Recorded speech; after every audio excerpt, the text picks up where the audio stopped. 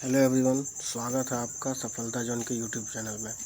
आज हम लोग डिस्कस करने वाले हैं जनरल अवेयरनेस सेक्शन 3 का पार्ट 2। ये आरपीएफ का सेट से उठाया गया है, जिसका डिस्कशन पिछले सेट में मैंने करवाया था।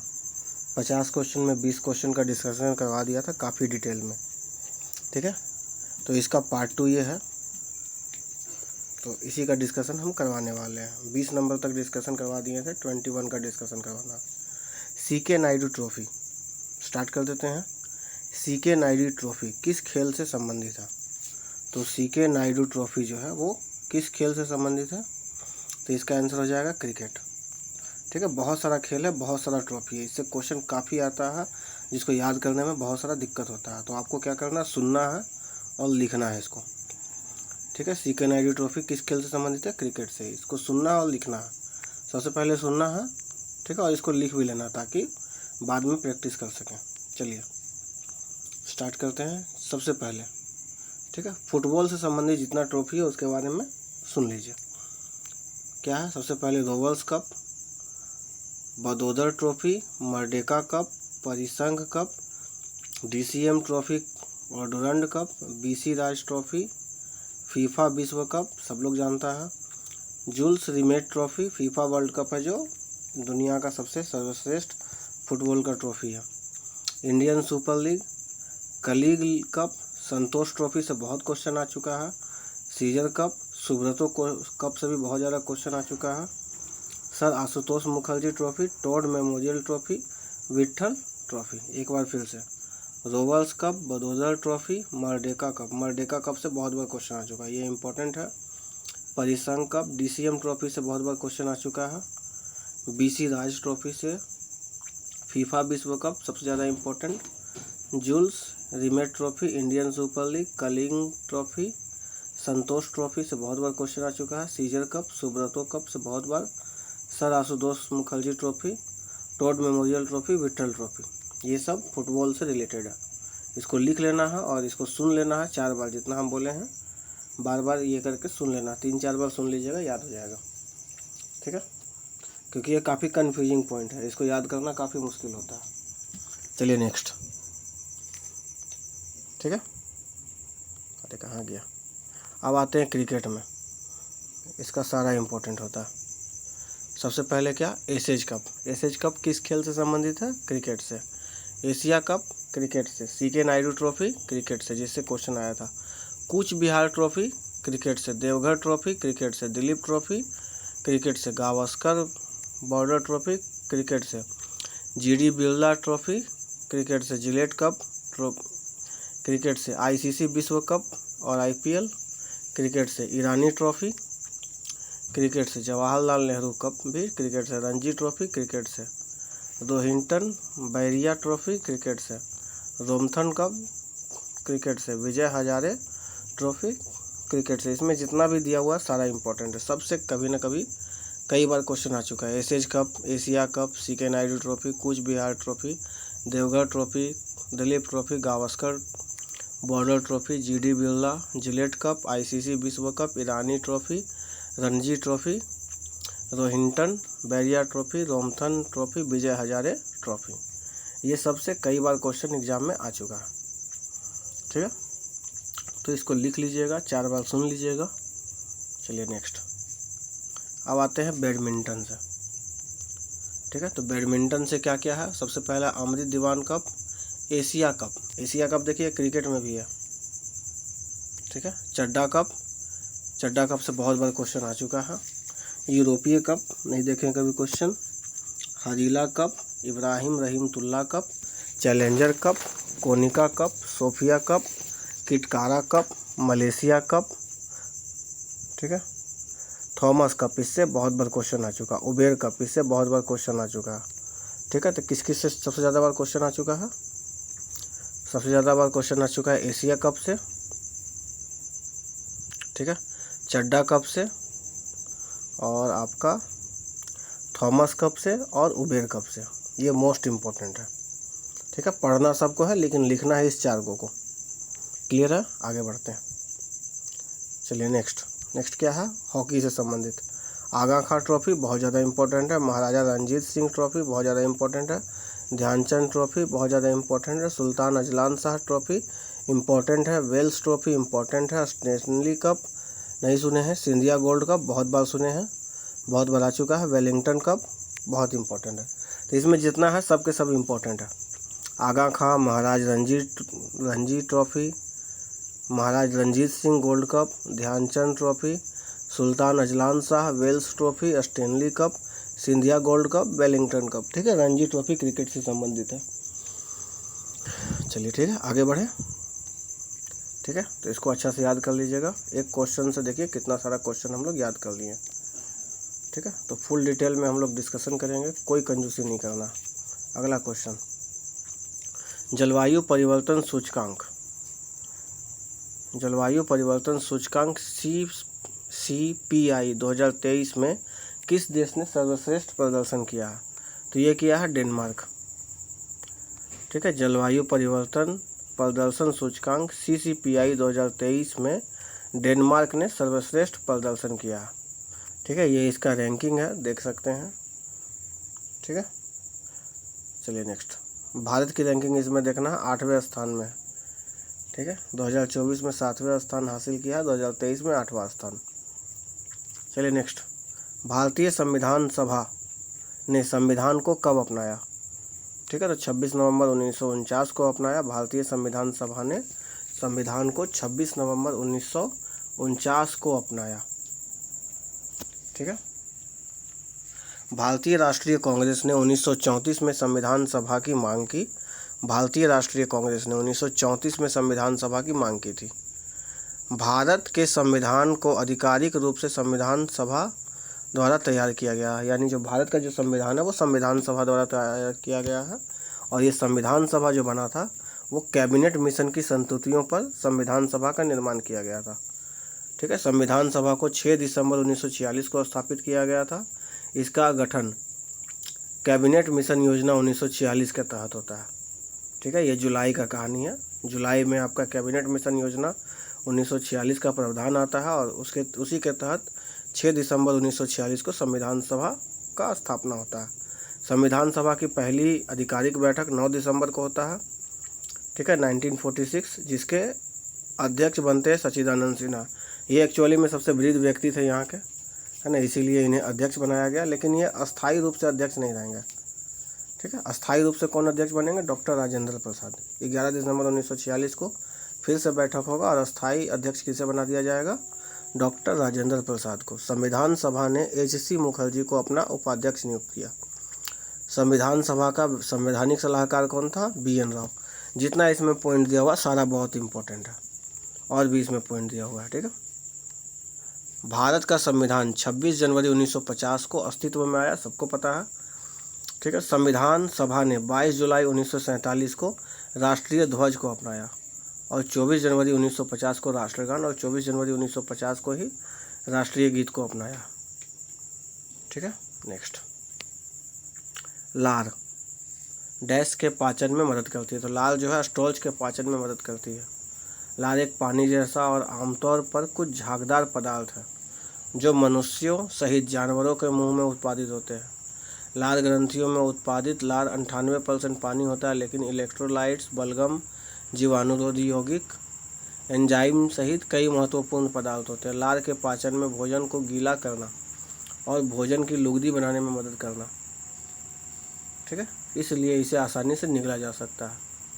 लार में एमाइलेज एंजाइम होता है जो स्टोल्च को माल्टोज और डेक्स्ट्रीन में तोड़ देता है। इस प्रकार भोजन का पाचन भोजन के पेट में पहुंचने से पहले ही मुंह से स्टार्ट हो जाता है। लार प्रोटीन, वसा और फाइबर को पचा नहीं पाती है। ठीक है, ये है, देख लीजिए इसका फोटो, क्या क्या कहानी है इसमें। ठीक है, चलिए नेक्स्ट, वर्ष 1962 में भारत चीन युद्ध के दौरान इस्तीफा देने वाले मंत्री का नाम बताइए। ठीक है, बहुत ही चर्चित नाम है ये, VK मेनन।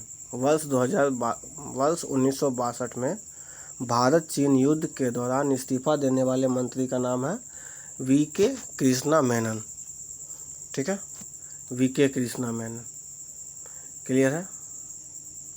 क्या थे? भारतीय राजनीतिज्ञ थे, और ये सब का कहानी दिया हुआ है, ठीक है। जो ऑप्शन में दिया हुआ उसका भी कहानी दिया हुआ, जैसे सरदार पटेल भारत के पहले उप मंत्री मतलब उप प्रधानमंत्री थे, यानी होम मिनिस्टर थे, ठीक है।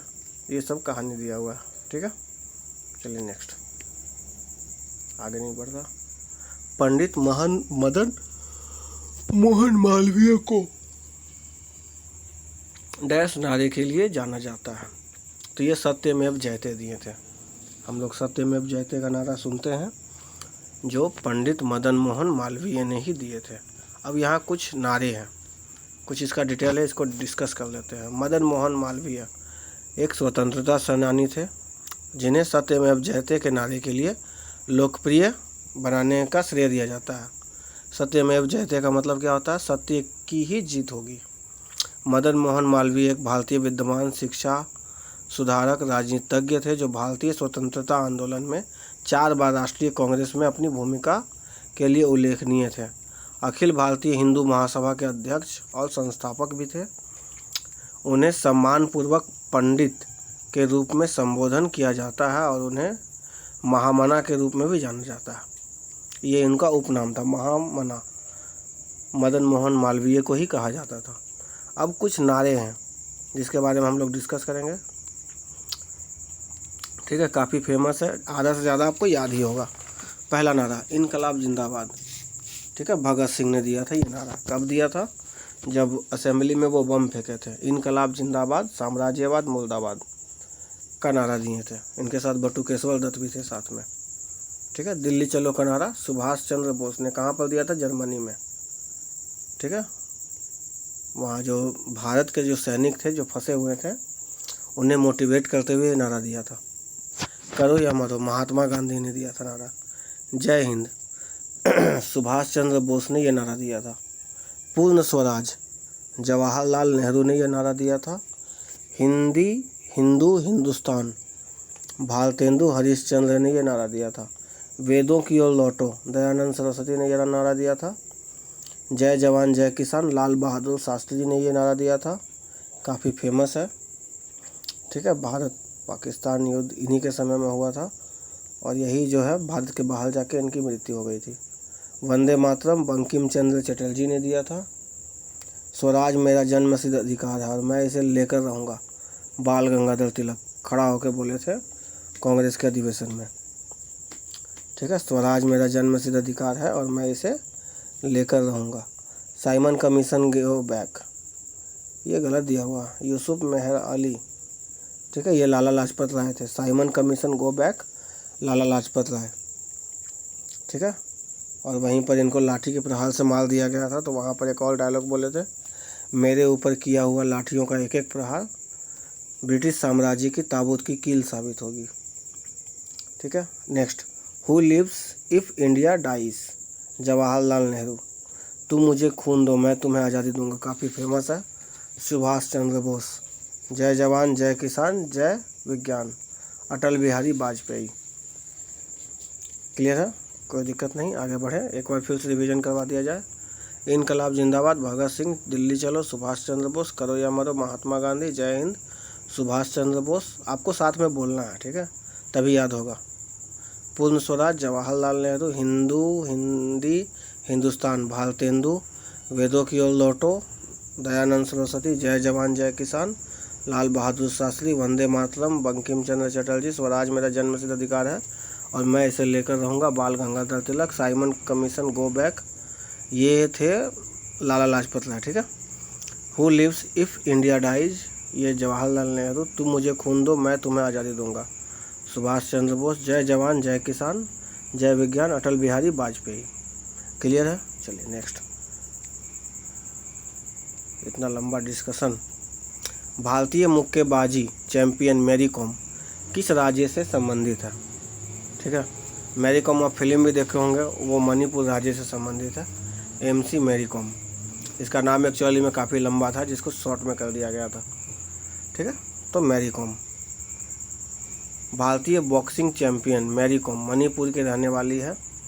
मैरी कॉम का जन्म भारत के ग्रामीण मणिपुर चुराचांदरपुर के कगथेई गांव में हुआ। मैरी कॉम ने 2008 में एशियाई महिला मुक्केबाजी चैंपियनशिप में रजत पदक जीती और 2008 में AIBA महिला विश्व मुक्केबाजी चैंपियनशिप में लगातार चौथा स्वर्ण पदक जीती। ठीक है। मैरी कॉम 2009 में वियतनाम में हुए एशियन इंडोर गेम्स में भी गोल्ड मेडल जीती थी। ठीक है। इन्हें कई पुरस्कार मिल चुका है, जैसे पद्म विभूषण 2020 में, पद्म भूषण 2013 में, मेजर ध्यानचंद खेल रत्न पुरस्कार 2009 में, पद्मश्री 2006 में। काफ़ी इंपॉर्टेंट है ये। ठीक है, काफ़ी इंपॉर्टेंट है, बहुत इससे क्वेश्चन आता है। ठीक है। इनका आप जीवनी देख सकते हैं, काफ़ी मोटिवेटेड जीवनी है ना। कैसे वो गांव से निकलकर, इनका पिताजी इनको बॉक्सिंग में नहीं जाने देना चाहते थे। ठीक है, छुप छुप के जाती थी ये बॉक्सिंग सीखने, और किस तरीक़ा से सबसे पहले ये 3 टाइम वर्ल्ड चैम्पियन बनती है, फिर शादी ब्याह हो जाता है तो नहीं कर पाती है, लेकिन फिर भी 2 बच्चा होने के बावजूद फिर ये चौथा स्वर्ण पदक जीतती है। ठीक है। नेक्स्ट चलिए, भारतीय संविधान में नागरिकता के से संबंधित भाग किस देश के संविधान से प्रेरणा लेता है? तो ये किस देश के संविधान है? हम लोग किस देश के गुलाम था? भारत था ब्रिटेन का गुलाम। ठीक है। तो नागरिकता किस तरह का भारत में? एकल नागरिकता है, जो ब्रिटेन में भी है और भारत में भी है। ठीक है। तो भारत का जो नागरिकता का प्रावधान है वो क्या है? एकल नागरिकता। यानी अगर आप भारत में हैं तो आप एक ही देश के नागरिक हो सकते हैं। ठीक है। और यहाँ बात किया गया है भाग का, तो कितना नंबर भाग में आता है? 2 नंबर भाग में आता है। ठीक है। जैसे 28 को भाग गया है ना, ऐसे देखा जाए तो 22 ही भाग है, लेकिन अगर गिनती करते हैं तो 28 को भाग हो जाता है। ठीक है। तो भारतीय संविधान के भाग 2 में नागरिकता का वर्णन है। अनुच्छेद कितना से कितना? 6 से 11। ठीक है। ये ब्रिटेन के संविधान से लिया गया है। इसके बारे में थोड़ा सा डिटेल में पढ़ लेते हैं। ठीक है। भारतीय संविधान में नागरिकता ब्रिटेन के संविधान से लिया गया है। यूनाइटेड किंगडम, ब्रिटेन और उत्तरी आयरलैंड का सामान्य नाम है। भारत ने देश का संविधान तैयार करते समय दुनिया के विभिन्न देशों में से कई देशों की विशेषता उद्धृत की है। भारत ने संविधान को 26 नवंबर 1949 को निर्वाचन विधानसभा द्वारा अपनाया और 26 जनवरी 1950 को लागू किया। संविधान सभा को भारत के संविधान बनाने में 2 साल 11 महीने और 18 दिन लगे। ठीक है। ब्रिटेन से क्या क्या लिया गया है इसके बारे में है। तो प्रादेश, समादेश लिया गया है, एकल नागरिकता लिया गया है, नियंत्रण एवं महालेखा परीक्षक का कार्यकाल लिया गया है, कानून का शासन जिसे हम लोग लॉ एंड ऑर्डर कहते हैं, सरकार का संसदीय स्वरूप, सबसे इम्पोर्टेंट है सरकार का संसदीय स्वरूप। तो भारत में कैसा संसद है? ब्रिटेन के जैसा। जैसे हम लोग बोलते हैं ना उच्च सदन, हाउस ऑफ लॉर्ड उसको बोला जाता है इंग्लिश में, जो कहाँ से लिया गया है? ब्रिटेन से ही, क्योंकि ब्रिटेन में भी हाउस ऑफ लॉर्ड कहा जाता था राज्यसभा को। ठीक है। राज्यसभा को ही उच्च सदन बोलते हैं और इसी को इंग्लिश में बोलते हैं हाउस ऑफ द लॉर्ड। ठीक है। तो ये कहाँ से लिया गया? ब्रिटेन से लिया गया। क्लियर है। नेक्स्ट, संयुक्त राज्य अमेरिका से क्या क्या लिया गया? प्रस्तावना, न्यायिक समीक्षा, मूलभूत अधिकार, महाभियोग, उपराष्ट्रपति के कार्य। क्या क्या लिया गया है संयुक्त राज्य अमेरिका से? प्रस्तावना, न्यायिक समीक्षा, मूलभूत अधिकार जिसे हम लोग मौलिक अधिकार कहते हैं, भाग 3 और 12 से 35। ठीक है। महाभियोग किस पर लगता है? राष्ट्रपति पर लगता है, अनुच्छेद 61 के तहत। राष्ट्रपति पर लगता है कैसे? अनुच्छेद 61 के तहत। उपराष्ट्रपति का कार्य भी संयुक्त राज्य अमेरिका यानी USA से लिया गया। चलिए, ऑस्ट्रेलिया से क्या क्या लिया गया है? संयुक्त बैठक, जो हम लोग अनुच्छेद 108 के तहत करते हैं ना, संयुक्त बैठक राष्ट्रपति बुलाता है अनुच्छेद 108 के तहत, वो ऑस्ट्रेलिया से लिया गया। व्यापार एवं वाणिज्य ऑस्ट्रेलिया से, समवर्ती सूची ऑस्ट्रेलिया से लिया गया। फ्रांस से क्या लिया गया है? गणतंत्र। ठीक है। स्वतंत्रता, समता और भाईचारे के आदर्श को फ्रांस से लिया गया। ठीक है। काफ़ी लंबा डिस्कशन हो रहा है, लेकिन कोई बात नहीं, कंप्लीट डिस्कस करेंगे, कोई बहानाबाजी नहीं। चलिए नेक्स्ट, अभी 10 क्वेश्चन नहीं हुआ, 20 मिनट हो गया। भारत की ने निम्नलिखित में से किस राज्य में ड्री उत्सव मनाया? तो भूल गया भाई, कन्फ्यूजन हो गया। भारत के निम्नलिखित में से किस राज्य में ड्री उत्सव मनाया जाता है? ये अरुणाचल प्रदेश ही होना चाहिए। हाँ, सही है। अरुणाचल प्रदेश के जीरो जिले में द्री उत्सव मनाया जाता है। ठीक है, अब इसके बारे में कुछ दिया हुआ है। यह आपातानी जनजाति का एक महत्वपूर्ण कृषि उत्सव है। यह लोकप्रिय उत्सव 5 जुलाई को मनाया जाता है। 3 दिन तक चलता है। ठीक है, और इसमें प्रतिभागियों को खीरा बांटा जाता है। ठीक है, इसमें देख लीजिए मणिपुर का योसांग है, असम का बिहू है, नागालैंड का हॉर्नबिल है, जो बार बार क्वेश्चन पूछा जाता है। नेक्स्ट, अटल पेंशन योजना में ग्राहकों के लिए आयु मानदंड क्या है? अभी हम कुछ दिन पहले करंट अफेयर का भी वीडियो डाले थे, उसमें साफ साफ बताए थे। ठीक है, 18 से 40। ठीक है, अटल पेंशन योजना का एज क्या है, एज लिमिट क्या है?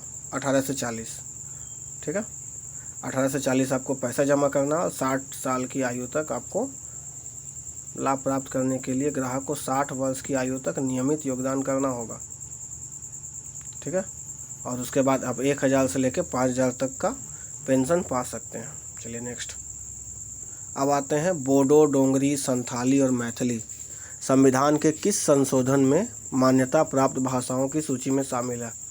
ठीक है, अनुसूची 8 के बारे में हम पढ़ाए थे। अनुसूची 8 में क्या है? 22 भाषा का उल्लेख है। और जब संविधान लागू हुआ था, ठीक है, जब संविधान लागू हुआ था तब मात्र 14 भाषा था। सबसे पहले सिंधी को अपनाया गया। ठीक है, फिर मणिपुरी, नेपाली और कोंकणी को अपनाया गया। उसके बाद बोडो, डोंगरी, संथाली और मैथिली को अपनाया गया। कब अपनाया गया? 2003 में। 92वां संविधान संशोधन 2003 में इसे अपनाया गया। ठीक है, इसके बारे में पूरा डिटेल दिया गया है। क्या दिया है? सबसे पहले 1967 में 21वां संविधान संशोधन होता है, सिंधी को जोड़ा जाता है, जिसके तहत क्या को भाषा हो गया? 15 भाषा। फिर कोंकणी में मणिपुरी और नेपाली को जोड़ा जाता है 1992 में। 71वां संविधान संशोधन के को भाषा हो गया 15 3 18 भाषा। ठीक है, फिर आपका 92वां संविधान संशोधन में संथाली, मैथिली, डोंगरी और बोडो को जोड़ा जाता है। 18 4 22 भाषा। तो अनुसूची 8 में क्या है? 22 भाषाओं का उल्लेख है। क्लियर है? कोई दिक्कत नहीं है। चलिए, कुछ और भी यहाँ दिया हुआ है, जैसे 73वां संविधान संशोधन में 92 में पंचायती राज को जोड़ा गया था। ठीक है, और 101वां में क्या जोड़ा गया था? GST 1 जुलाई 2017। 101वां संविधान संशोधन 2016। ठीक है, इसे लागू कब किया गया था? 1 जुलाई 2017 में। ये GST से रिलेटेड है। 103वां में जो EWS होता है, देखते होंगे आजकल आप लोग, EWS को 10% आरक्षण, किस आधार पर? आर्थिक रूप से कमजोर, इकोनॉमिक वीकर पर्सन। ठीक है, चलिए नेक्स्ट, इसको दोबारा सुन लीजिएगा। रणथंभौर राष्ट्रीय उद्यान किस राज्य में है? तो ये राजस्थान में है। ठीक है, रणथंभौर राष्ट्रीय उद्यान ये आपका राजस्थान में है। क्लियर है? यह एक पूर्व शाही शिकारगाह है और बाघों, तेंदुओं और दलदली मगरमच्छों का निवास है। फिर से बोलूँगा, ठीक है, जो लोग चैनल पर नए हैं वो सब्सक्राइब कर लीजिए और जो पुराने हैं वो उस चैनल को शेयर कीजिए। ठीक है, और जब हम ये क्वेश्चन पूछते हैं तो उसका वीडियो को पॉज करके आंसर दिया कीजिए कमेंट में। चलिए आगे बढ़ते हैं। एक समान वृत्तीय गति क्या होता है? इसकी चाल नियत होती है। ठीक है, इसके बारे में देख लीजिए। आगे चलते हैं। लावनी, लावनी कहाँ का लोक नृत्य है? महाराष्ट्र का। लावनी कहाँ का लोक नृत्य है? महाराष्ट्र का। लावनी कहाँ का है? महाराष्ट्र का है। ठीक है, अब राजस्थान का क्या क्या लोक नृत्य है?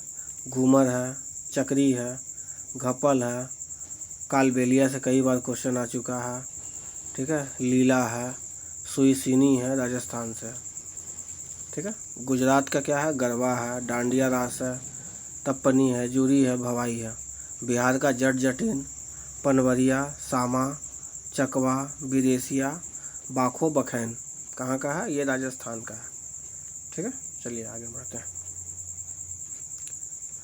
बर्डी, ईगल और अल्बाट्रोस शब्द में मतलब किस खेल में उपयोग किए जाते हैं? ईगल, बर्डी, अल्बाट्रोस ये आपका गोल्फ खेल में क्या हो गया इसको? अच्छा, यहाँ से गोल्फ खेल में इसका इस शब्द का उपयोग किया जाता है। ठीक है, अब आते हैं शब्दावली। शब्दावली से बहुत क्वेश्चन आता है, किस खेल में किस शब्द का उपयोग किया जाता है? जैसे गोल्फ, गोल्फ आधुनिक खेल की शुरुआत स्कॉटलैंड में हुई। गोल्फ में बर्डी, ईगल, अल्बाट्रोस सभी शब्दों का इस्तेमाल किया जाता है। गोल्फ जो है वो कोर्स में खेला जाता है। गोल्फ कोर्स में 9 या 18 छेद होते हैं। गोल्फ कोर्स पर एक छेद के खेल को पूरा करने के लिए गोल्फर से स्ट्रोक की संख्या को संदर्भित करता है। ड्रिबल एक छेद पर अंडर बराबर का स्कोर है। ईगल 2 अंडर पार का स्कोर है। अल्बाट्रोस 3 अंडर पार का स्कोर है। ठीक है। गोल्फ के इस्तेमाल होने वाले अन्य महत्वपूर्ण शब्द एस है, हैंडीकैप है, पुट है, ड्राइव है, डफ है, मूलीगन है।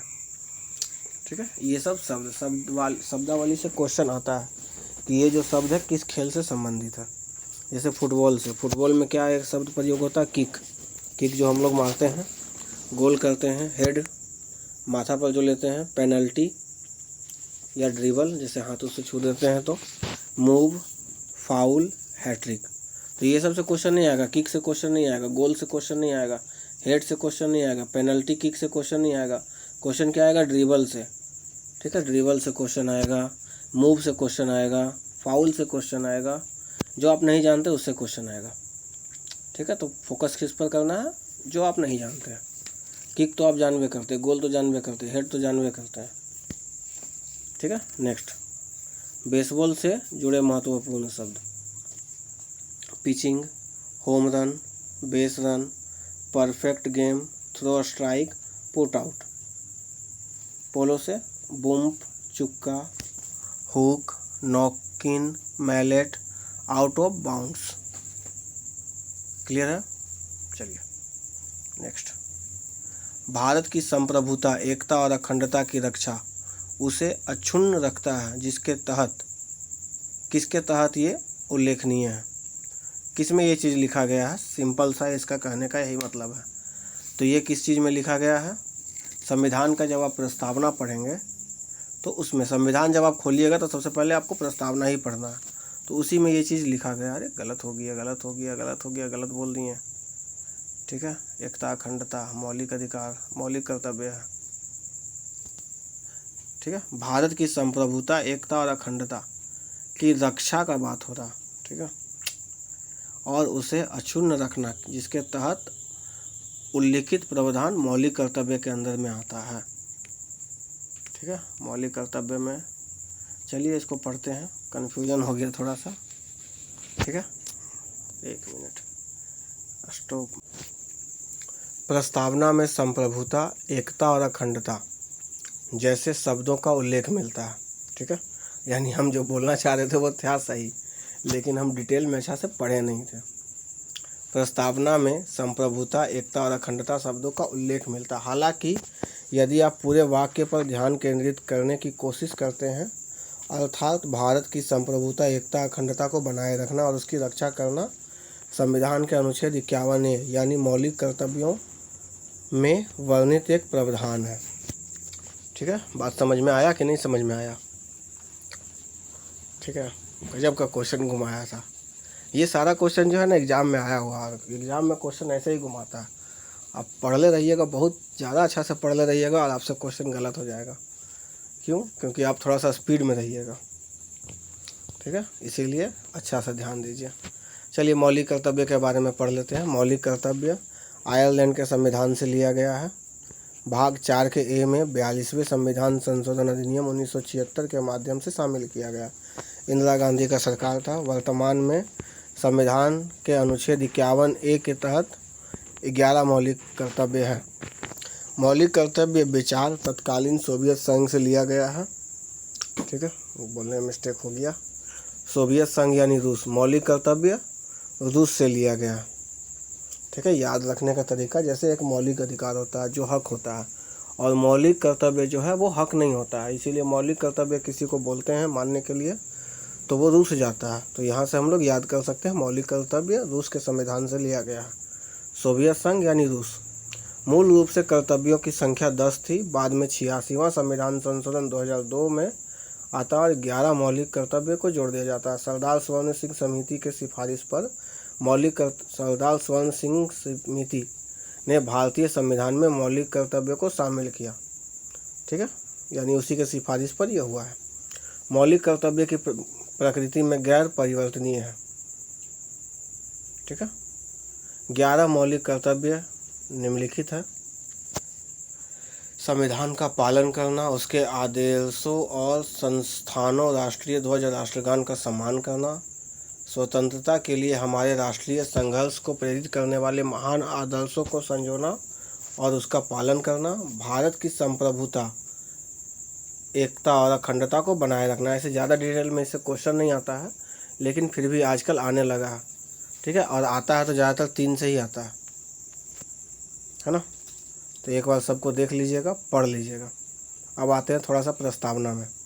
प्रस्तावना को संविधान की प्रस्तावना के रूप में संदर्भित किया जा सकता है, क्योंकि यह पूरे संविधान पर प्रकाश डालती है। प्रस्तावना संविधान की आत्मा है, क्योंकि यह संविधान का हिस्सा है। प्रस्तावना संविधान के दुभाषीय के रूप में कार्य करती है। जब भी संविधान की व्याख्या में संदेह का प्रश्न उठता है तो प्रस्तावना के आलोक में मामला तय किया जाता है। मौलिक अधिकार। भारतीय संविधान के भाग 3 और 12 से 35 में ये वर्णित है। इसे यूएसए के संविधान से लिया गया है। ठीक है, मौलिक अधिकार कानून की अदालत में लागू करने का योग्य है। राज्य के नीति निर्देशक तत्व, जिसको डीपीएसपी हम लोग बोलते हैं, जो आयरलैंड के संविधान से लिया गया है। ठीक है, भाग 4 में है 36 से 51। क्लियर है। यह जो है वो गैर न्यायिक है और इसे कानून की अदालत में लागू करने योग्य नहीं है, यानी जो सरकार होता है वो लागू करता है। ठीक है, ये सबसे बहुत इंपॉर्टेंट चैप्टर है नीति निर्देशक तत्व, जो हम डिटेल में पढ़ाएंगे। ठीक है ना। कोई भी सरकार जो होता है, देखते हैं बड़ा बड़ा वादा कर देता है इलेक्शन के टाइम में और देता नहीं है, और हम उस पर केस नहीं कर सकते हैं। क्यों नहीं कर सकते हैं? क्योंकि वो राज्य के नीति निर्देशक तत्व में आता है, इसीलिए। ठीक है, चलिए नेक्स्ट। काफ़ी लंबा डिस्कशन जा रहा है, कोई बात नहीं है, डिस्कशन तो हो रहा है ना। ईस्ट इंडिया कंपनी के समय भारत का शासक कौन था? ईस्ट इंडिया कंपनी का स्थापना 1600 में होता है और 1600 में अकबर था। ठीक है, 1600 में अकबर था। ठीक है, तो इसके बारे में थोड़ा डिटेल में पढ़ लेते हैं। चलिए, ईस्ट इंडिया कंपनी की स्थापना हुई थी तब भारत का शासक मुगल बादशाह अकबर था। 1556 से 1605 तक ये था। 31 दिसंबर 1600 को व्यापारियों के एक समूह, जिन्होंने खुद को ईस्ट इंडिया कंपनी के नाम में शामिल किया था, को ईस्ट इंडीज के साथ सभी व्यापार पर एकाधिकार विशेषाधिकार दिए गए थे। 1608 में सूरत के बंदरगाह पर कंपनी के जहाज पहली बार भारत आए। ठीक है, सर थॉमस रो 1615 में राजा जेम्स प्रथम के दूत के रूप में मुगल सम्राट जहांगीर के दरबार में गए थे। ठीक है, और अंग्रेजों के लिए सूरत में एक कारखाना स्थापित करने का अधिकार भी प्राप्त किया था। कौन? Sir Thomas Roe. क्लियर है।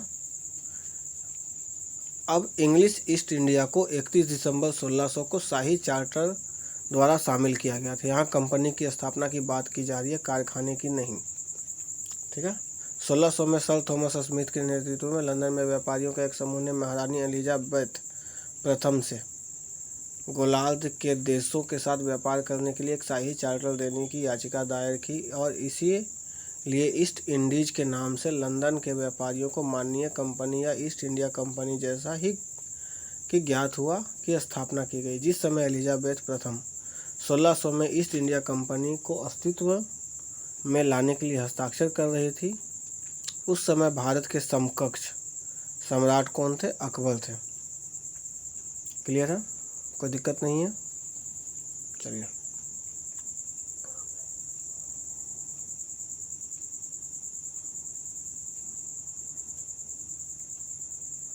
निम्न में से कौन सा लक्षद्वीप द्वीप समूह का सबसे दक्षिणी द्वीप है? ठीक है, निम्न में से कौन लक्षद्वीप द्वीप समूह का सबसे नीचे में? ठीक है, सबसे नीचे में कौन है? मिनिकॉय है। चलिए नेक्स्ट। विश्व का सबसे बड़ा नदी द्वीप। ठीक है, ब्रह्मपुत्र नदी पर माजुली द्वीप, असम में। ठीक है। गिनीज वर्ल्ड ऑफ रिकॉर्ड में माजुली द्वीप दुनिया के सबसे बड़ी नदी का नाम दिया गया है। यह सुंदर नदी असम के ब्रह्मपुत्र नदी पर स्थित है।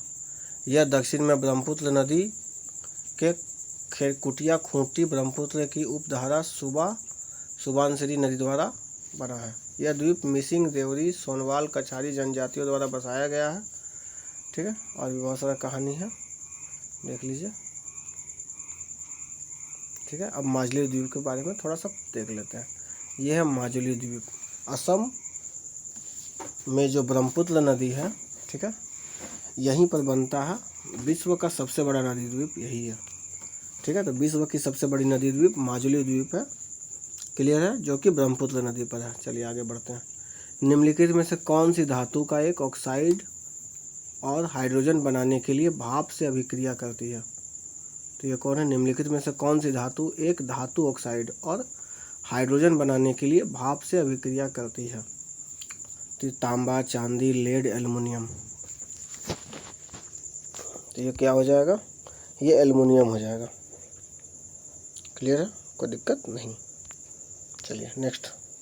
भारतीय संविधान में निम्नलिखित में से कौन सा अनुच्छेद राष्ट्रपति को प्रधानमंत्री की नियुक्ति का अधिकार प्रदान करता है? ठीक है। अनुच्छेद 71, 77, 73, 75। बताइए कमेंट में, तब तक कुछ खा लेते हैं।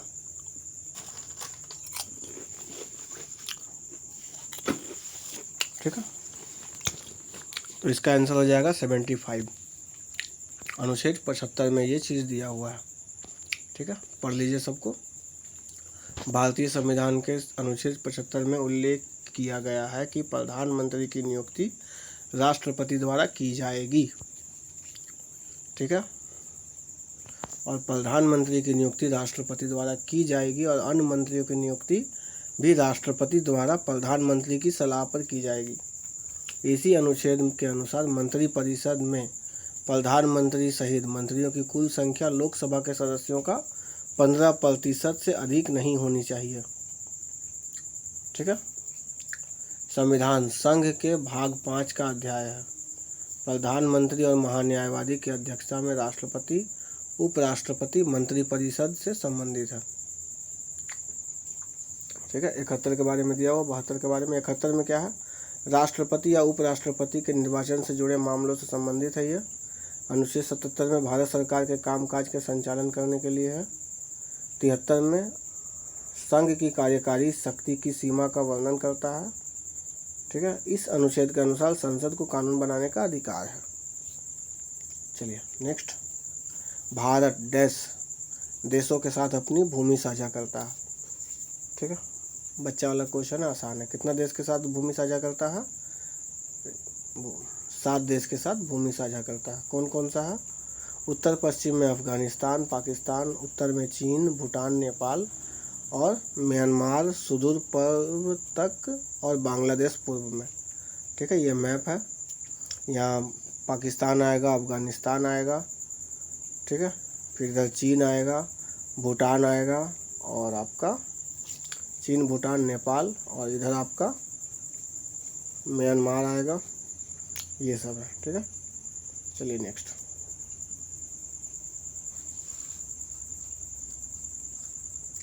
काली मृदा किस फसल के लिए उपयुक्त नहीं है? नहीं पूछा है, तो मूंगफली के लिए नहीं है। कपास, गन्ना, गेहूँ काली मृदा में होती है, लेकिन मूंगफली नहीं होती है। ठीक है। चलिए नेक्स्ट। अनुच्छेद 32 भारतीय संविधान के किस भाग से संबंधित है? अभी थोड़ा देर पहले डिस्कशन किए हैं। भाग 3 में है 12 से लेकर 35 तक। तो 12 से लेकर 35 यानी बीच में 32 आता है ना, तो भाग 3 में क्या है? मौलिक अधिकार है। भाग 3 में क्या है? मौलिक अधिकार है। ठीक है। और अनुच्छेद 32 में क्या है? ये मौलिक अधिकार को परावर्तन कराने के लिए है, यानी भंजाने के लिए। इसी 32 के तहत उच्चतम न्यायालय जो है वो 5 तरह का रीट जारी कर सकता है, जैसे बंदी प्रत्यक्षीकरण, अधिकार परीक्षा, परमादेश, उत्प्रेषण और जनरल बंदी। ठीक है। बंदी प्रत्यक्षीकरण में क्या होता है? जैसे मान लीजिए आपको गिरफ्तार कर लिया गया है और आपको अवैध तरीक़ा से गिरफ्तार किया गया है, तो आप केस कर सकते हैं उस अधिकारी पर कैसे? सुप्रीम कोर्ट में आप एक दायर कर सकते हैं याचिका अनुच्छेद 32 के तहत कि आपका मूल अधिकार का हनन हुआ है। ठीक है, यही सब है, सब में देख लीजिएगा। नेक्स्ट, ठीक है, ऑप्शन के अकॉर्डिंग चलते हैं। भाग 1 दिया हुआ था संघ और उसके प्रदेश है, भाग 2 में नागरिकता है, भाग 3 में मौलिक अधिकार है, भाग 4 में राज्य के नीति निर्देशक तत्व है। चलिए नेक्स्ट, महानदी और गोदावरी के डेल्टा। महानदी और गोदावरी का डेल्टा मृदा में समृद्ध है। कैसा मृदा वहाँ पाया जाता है? नदी है तो नदी में जलोढ़ मृदा पाया जाएगा। ठीक है, तो महानदी और गोदावरी का डेल्टा में जलोढ़ मृदा पाया जाता है। ठीक है, कोई दिक्कत नहीं। चलिए नेक्स्ट, रामकृष्ण मिशन ने समाज सेवा और निस्वार्थ कार्रवाई के माध्यम से डैश के आदर्श पर बल दिया। तो ये इन्होंने मोक्ष के आधार पर बल दिया था। ठीक है, रामकृष्ण मिशन। क्लियर था? कोई दिक्कत? आगे बढ़ा जाए। स्वामी विवेकानंद के बारे में यहाँ दिया गया है, देख लीजिएगा। निम्नलिखित में से किस केंद्र शासित प्रदेशों को भारत में आंशिक राज्य का दर्जा मिला है? तो ये हो जाएगा पुदुचेरी, आंशिक राज्य का दर्जा। विकल्पों में केवल पुदुचेरी को ही भारत में आंशिक राज्य का दर्जा मिला। पुदुचेरी भारत का एक केंद्र शासित प्रदेश है। ठीक है, फरवा मार्टिन को पुदुचेरी का जनक माना जाता है। पुदुचेरी विधानसभा बनाने वाला भारत का पहला केंद्र शासित प्रदेश है। विधानसभा समझते हैं ना, जहाँ विधायक होगा, है ना, इलेक्शन के माध्यम से विधायक चुना जाता है। ठीक है, प्रसिद्ध रोलैंड पुस्तकालय पुदुचेरी में ही स्थित है। 1954 में फ्रांसीसियों ने पुदुचेरी को छोड़ दिया था और 1962 में इसे केंद्र शासित प्रदेश बना दिया गया। भारत में आंशिक राज्य का दर्जा रखने वाला केंद्र शासित प्रदेश दिल्ली है, पुदुचेरी और जम्मू एंड कश्मीर है। आंशिक राज्य, ठीक है, दिल्ली में जैसे दिल्ली केंद्र शासित प्रदेश है, लेकिन फिर भी यहाँ विधानसभा है ना। पुदुचेरी भी केंद्र शासित प्रदेश है, फिर भी यहाँ पर विधानसभा। जम्मू एंड कश्मीर भी केंद्र शासित प्रदेश है, फिर भी यहाँ पर विधानसभा है। ठीक है, अब चंडीगढ़ के बारे में कुछ दिया हुआ है। चंडीगढ़ को खूबसूरत शहर के नाम से भी जाना जाता है। चंडीगढ़ जो है भारतीय राज्य पंजाब और हरियाणा की राजधानी के रूप में भी कार्य करता है। चंडीगढ़ का वास्तुकार कौन था? ली कार्बूसियर। भारत का पहला रॉक गार्डन चंडीगढ़ में ही स्थापित किया गया था। ठीक है, दादरा एवं नागर हवेली का कहानी दिया गया। 26 जनवरी 2020 को दादरा और नागर हवेली और दमन एवं दीव को नए केंद्र शासित प्रदेश के रूप में शामिल किया गया, मतलब दोनों को एक साथ मिला दिया गया। ठीक है, और कुछ नहीं। चलिए आगे बढ़ते हैं।